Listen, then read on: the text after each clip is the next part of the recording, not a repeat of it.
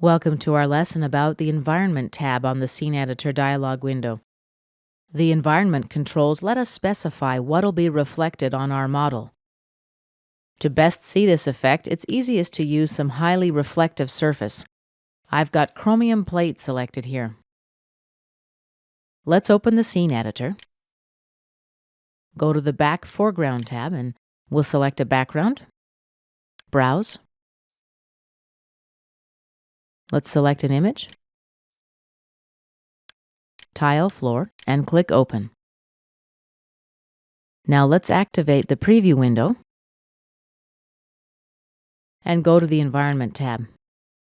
We've got three choices for environment: no environment, and in this preview the model doesn't reflect anything.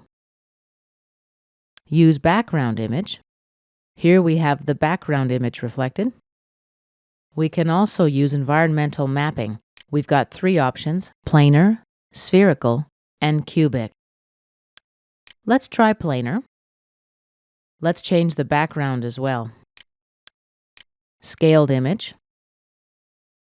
Back to environment. We can also select an environment image. Browse for it. Here I'll select Studio 2 and click Open. Under Image Contribution, there are two sliders, one for environment reflections and one for diffuse appearance brightness.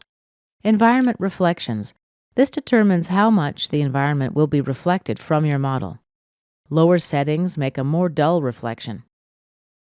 The second slider, diffuse appearance brightness, controls the overall brightness of the scene.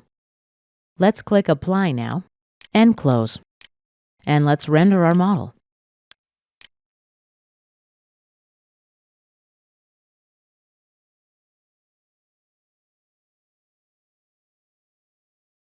And this concludes our lesson about the environment options.